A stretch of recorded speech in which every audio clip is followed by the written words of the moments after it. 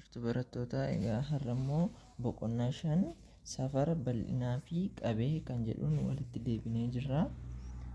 Boqonnaa kutaa 4 keessatti waa'ee safaraa fi qabee barannee jirra. Boqonnaa kana jalatti immoo kan nun barannu waa'ee safara bal'inaa qabee gadi fageenyaan barannaa jechuudha. Warra kana gadi fageenyaan ni ilaalla. Jalqaba irratti muraa iskuweerii fi waraqaa fayyadamuun bal'ina dirraa safaruu kan jedhu ilaalla jechuudha.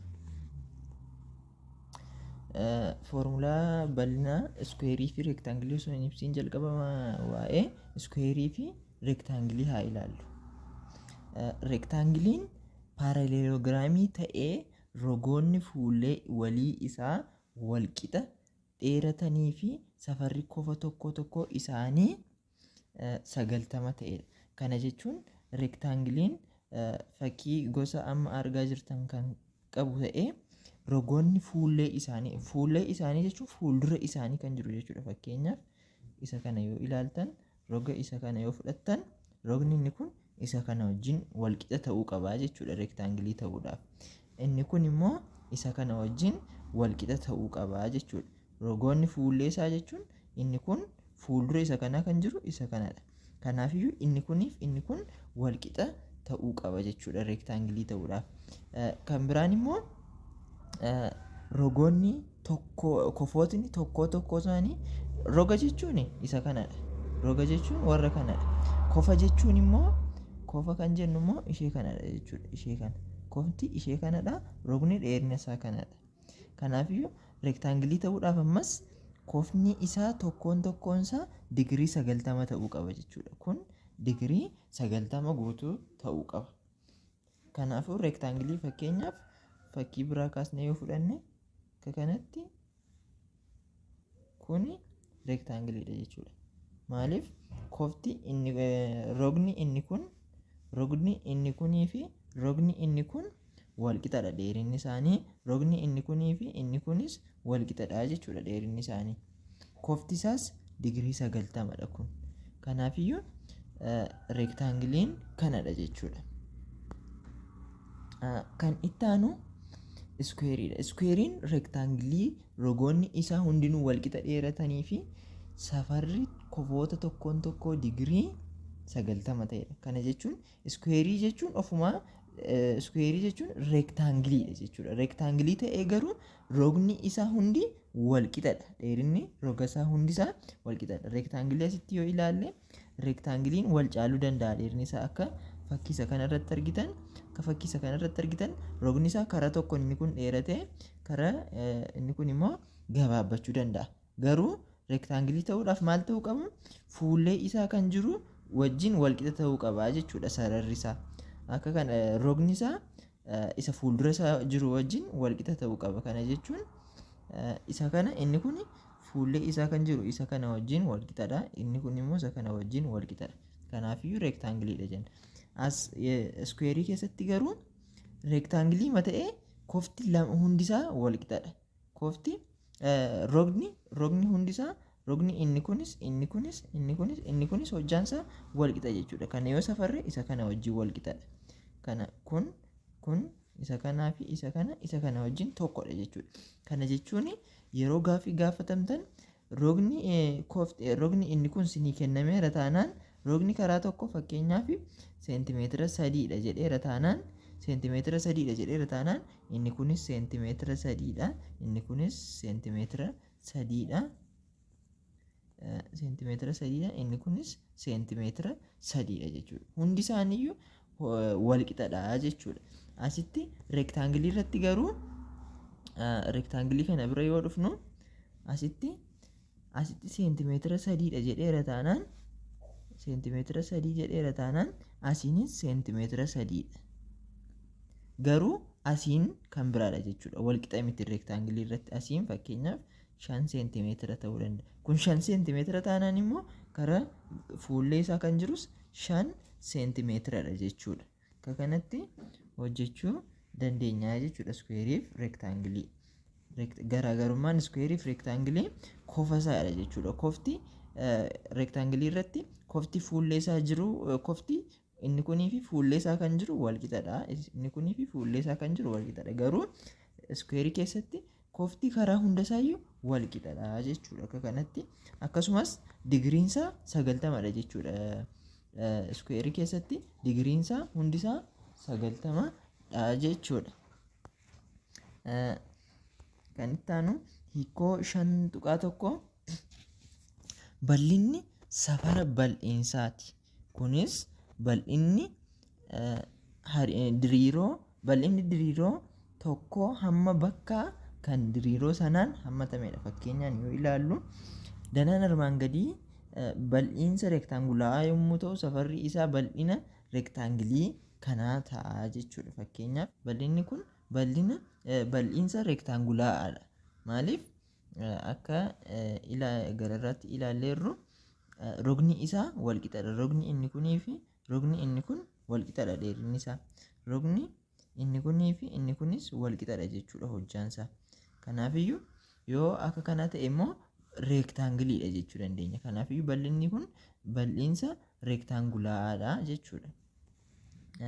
Danaa armaan gadii irratti bal'inni reektaangilii aabaa caadaa bal'ina iskweerii xiqqaa eefaa gahaa si'a 12 ta'a. Bal'ina iskweerii eefaa gahaa akka yuunitii safara bal'inaatti yoo fudhanne bal'inni reektaangilii aabaa caadaa 12 iskweer yuunitii ta'a. Fakkii kanarraa yoo ilaallu akka kanatti qoqqoodamee jira. Ishee iskweerii ishee xiqqoo kana akka maalitti fudhanna jechuudha. Amma akka yuunitii safara bal'inaatti yoo fudhanne kana jechuun reektaangilii kana itti safaruuf yoo fayyadamne jechuudha. Iskweerii ishee xiqqoo kana iskweerii roga eefaa gahaa qabdu kana yoo akka yuunitii safara bal'ina kanaatti fayyadamne reektaangilii kana safarre maal ta'a jechuudha. Reektaangiliin kun akka kanatti hojjaansa akka kanadha. Ishee roga eefaa gahaa qabdu kana iskweerii reektaangilii kana keessa yoo galchinu akka yuunitii safaraatti yoo fayyadamne asitti 12 nuu fudhata jechuudha. Iskweerii 12 nuu fudhata reektaangiliin kun. Kanaafiyyuu akka yuunitii safara bal'inaatti yoo fudhanne ilaalle iskweerii 12 waan fudhateeruuf yuunitii iskweerii 12 qaba jechuudha. Reektaangiliin kun iskweerii 12 iskweer yuunitii ta'a jechuudha. 12 iskweer yuunitii jechuu dandeenya jechuudha. Iskweeriin armaan gadii dheerinni roga isaa yuunitii 3 yoo ta'e yuunitii iskweerii meeqa of keessaa qaba? Fakkeenya akka kanaatti nu kaa'eera. Furmaanni isaa kanadha. Kana jechuun iskweerii wanti kun iskweeriidha. Dheerinni rogoota isaa walqixa waan ta'eef iskweeriidha jechuudha. Iskweerii kana yuunitiin isaa dheerinni yuunitii isaa asiin 3dha jechuudha. Asiin 3dha jechuun asiinis 3dha jechuudha. Maaliif iskweeriin rogni hunda isaayyuu tokko waan ta'eef waluma qixa waan ta'eef asiinis kunii fi kun wal qixa waan ta'eef asiin yuunitii 3 nu kennameera taanaan asiinis yuunitii 3 jennee fudhachuu dandeenya jechuudha. Kanaafiyyuu asiin yuunitiin 3 nu kennameera, asiin yuunitiin 3 nu kennameera. Kanaafiyyuu as keessatti iskweerii xiqqaa yoo goonu iskweerii xiqqaa akka kanatti as keessatti yoo kaasnu iskweerii meeqa qabata jechuudha? 9 qabata jechuudha. Kana jechuun iskweerii yuunitii meeqa ta'a jechuudha? Iskweerii yuunitii 9 ta'a jechuudha. Yuunitii iskweerii keessatti hammataman lakkaa'uun bal'inni iskweerii kana 9 iskweerii yuunitii ta'a jechuudha. As keessatti akkuma ilaallu 1 2 3 4 5 6 7 8 9 iskweerii 9 waan of keessatti qabatuuf iskweerii yuunitii 9 ta'a jechuudha. Reektaangilii dheerinni 5 seentimeetiraa fi dalgeen 3 seentimeetira ta'e iskweerii yuunitii meeqa of keessaa qaba jechuudha. Kana fakkii kaasnee yoo ilaallu asitti dheerinni isaa 5 seentimeetira jedha. Asitti yoo kaasne kun asiin 5 seentimeetiridha jechaa jira. Akka kanatti yoo kaasne asiin immoo 3 seentimeetiridha. Dheerinni asiin 5 seentimeetiradha. Dalgeensaa immoo 3 seentimeetiradha jechuudha. Maal nu gaafataa jira? square unity meeqa of keessaa qaba jechaa jira. Square unity meeqa of keessaa qaba jechaa jira. Akka kanatti erga kaafanneen booda keessatti bifa kitaaba keessan irra jiru kanaan yoo keessatti square xixiqqaa kaasne asitti meeqa qabata jechuudha. Square xixiqqaa meeqa nuuf qabate yoo lakkoofne square xixiqqaa kana 1 2 3 4 5 6 7 8 9 10 11 12 13 14 15 nu qabate jechuudha. Kanaafiyyuu square unity 15 ta'a jechuudha. Kana jechuun akkamiin asiin kara kana 5 fudhatee kara kana 3 fudhatee jechuu gaafachuu dandeessu.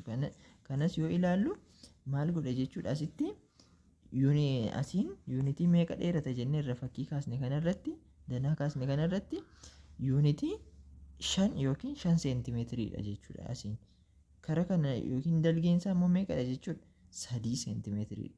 Kanaafiyyuu as keessatti maal goona jechuudha. Dheerinni isaa nuuf kennameera, dalgeensaas nuuf kennameera. As keessatti maal goona jechuudha. Xixiqqeessinee dalgeensaa 3 waan ta'eef sarara dalgee meeqa goona jechuudha. 3 goona jechuudha. Akka kanatti dheerina isaa 5 seentimeetiriidhaani asiinis 5 goona jechuudha. 1 2 bakka walqixaatti qoodanii ilaaltu ofii keessan sirreessitanii kaastanii. Kanaafiyyuu akka kana nuuf ta'a jechuudha. Dalgeensaa 3 goone dheerinni isaa 5 goone jechuudha. Kanaafiyyuu kana yoo lakkoofnu 1 2 3 4 5 6 7 8 9 10 11 12 13 14 15 ta'a jechuudha.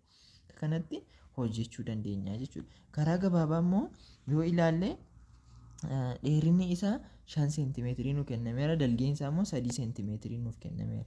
Kana jechuun asitti yoo kaasnee ilaalle reektaangiliin kun bifa kanaa kan qabu ta'ee asiin 5 seentimeetirii nuuf kennameera, asiin immoo 3 seentimeetirii nuuf kennameera. Kana jechuun bal'insi reektaangilii kanaa yookiin square unity meeqa of keessaa qaba jechaa jira miti. Square unity kanaas maal goona? Dheerina isaa baay'isuu dalgeessaa jechuudha. Dheerina isaa baay'isuu dalgeessaa. Kana jechuun length times weight jechuudha Ingiliffisa. Kana jechuun warra kana lamaan waliin baay'isna jechuudha. Isa kanaa fi isa kana waliin baay'isne square unity meeqa akka inni ta'u argachuu dandeenya. Kana jechuun 5 seentimeetir times 3 seentimeetir. Akka kanatti yoo baay'isne 5 baay'isuu 3 meeqadha? 15. 15 seentimeetirii yeroo waliin baay'atu seentimeetir iskuweerii ta'a jechuudha. Kanaafiyyuu 15 seentimeetir iskuweerii jechuun argachuu dandeenya jechuudha. Dheerinaaf dalgeensaa nuuf kennameera taanaan dheerinaaf dalgeessaa waliin baay'isnee hojjechuu dandeenya. Akkasumas dalgee fi dheerina isaa akka kanatti keessa isaatti iskuweerii xixiqqaa kaasuudhaan iskuweerii sana lakkoofne baay'inni iskuweerii sanaa iskuweerii yuunitii isaa ta'a jechuudha. Akka kanatti dalaguu dandeenya. Hubadhu jedha kan itti aanu yuunitii iskuweerii dheerinni roga isaa yuunitii tokko ta'edha. Kana jechuun yuunitii iskuweer kan nuun jennu maalidha jechuudha. Iskuweerii dheerinni roga isaa yuunitii tokko ta'edha. Kana yoo ilaallu kun iskuweeriidha yoo jennu iskuweeriin kun yuunitii iskuweeriidha yoo jennu iskuweeriin kun maal kan ta'edha jechuudha. Rogni isaa yuunitii tokko kan ta'edha jechuudha. Rogni kanaa yoo ilaalle rogni kanaa yuunitii tokkodha jechuudha. Akka kanatti ilaallaa. Kan itti aanu fakkeenya lamadha. Iskuweerii dheerinni roga isaa 2 seentimeetirii ta'e bal'ina isaa barbaadi jedha. Maal nu gaafataa jira? Asitti iskuweerii akka kanaatu jira. Iskuweeriin kun maalidha? Rogni isaa 2 seentimeetiradha jechuudha. Rogni isaa 2 seentimeetiradha.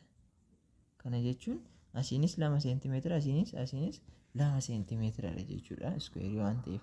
Akkuma danaa 1.5 keessatti mul'atutti iskuweerii dheerinni isaa roga seentimeetira 2 ta'e kana iskuweerota dheerinni seentimeetira 1 4tu jira. Asitti fakkii kanarratti akka ilaaltan akka dabtara herregaa keessan dabtara iskuweeriidha yoo ta'e akka kanatti kaastanii ilaaluu dandeessu. Kana jechuun iskuweeriin nun kaafanne iskuweeriin akka kanaadha yoo jenne iskuweeriin kun asiin 2 seentimeetiriidha yoo ta'e kara hundasaayyuu 2 seentimeetiriidha jechuudha. Kana immoo yoo qoqqoodnu akka kanatti qoqqooduu dandeenya jechuudha. Akka kanatti qoqqoodne asiinis 2 seentimeetiriidha, asiinis 2dha, asiinis 2dha. Kanaafiyyuu iskuweerii yuunitiidhaan akka kanatti qoqqoodne iskuweerii xixiqqaa yoo keessa keenye 4 qabachuu danda'a jechuudha. Karaa biraa karaa reektaangilii sana bal'ina isaa ittiin hojjenne yoo ilaalle immoo asiin 2 seentimeetiriidha jechuun asiinis 2 seentimeetiriidha jechuudha. Iskuweeriin karaa hunda waan wal qixxaatuuf kana jechuun lamaansaa waliin baay'isnee argachuu dandeenya jechuudha. 2 baay'isuu 2 meeqadha? 4 iskuweerii yuunitii ta'uu danda'a jechuudha. Akka kanatti hojjechuu dandeenya. Kanaafuu bal'inni iskuweerii rogni isaa 2 seentimeetirii ta'e 4 seentimeetira iskuweerii ta'a jechuudha. Asiin 2 seentimeetiriidha. Kana jechuun asiinis 2 seentimeetiriidha jechuudha. Kanaafiyyuu kana yoo baay'isnu 2 seentimeetira baay'isuu 2 seentimeetira ta'a. 2 baay'isuu 2 4dha. Seentimeetira baay'isuu seentimeetiraan immoo seentimeetira iskuweerii ta'a jechuudha. Akka kanatti hojjechuu dandeenya. Fakkeenyi 3 iskuweerii dheerinni rogaa yuunitii 4 ta'e qabu yuunitii iskuweerota meeqatti qooduu dandeessa jedha. Iskuweerii dheerinni rogaa isaa meeqadha jechuudha. Dheerinni rogaa isaa iskuweerii ta'e dheerinni roga isaa meeqadha? 4dha. Yuunitii 4dha jechuudha. Yuunitii 4 kan ta'e kan qabu yuunitii iskuweerota meeqatti qoqqooduu dandeenya jechuudha. Kun 4 asiin 4dha jechuun asiinis 4dha jechuudha. Kanaafiyyuu kara lamaansaa 4 sararuu dandeenya jechuudha. Kana jechuun tokko akka kanatti qoqqooduu dandeenya. Kun 4 waan ta'eef 4 qoodne irra kara dalgeessaa. Amma immoo dheerina isaas haa qoodnu. 4 qoodnaa jechuudha.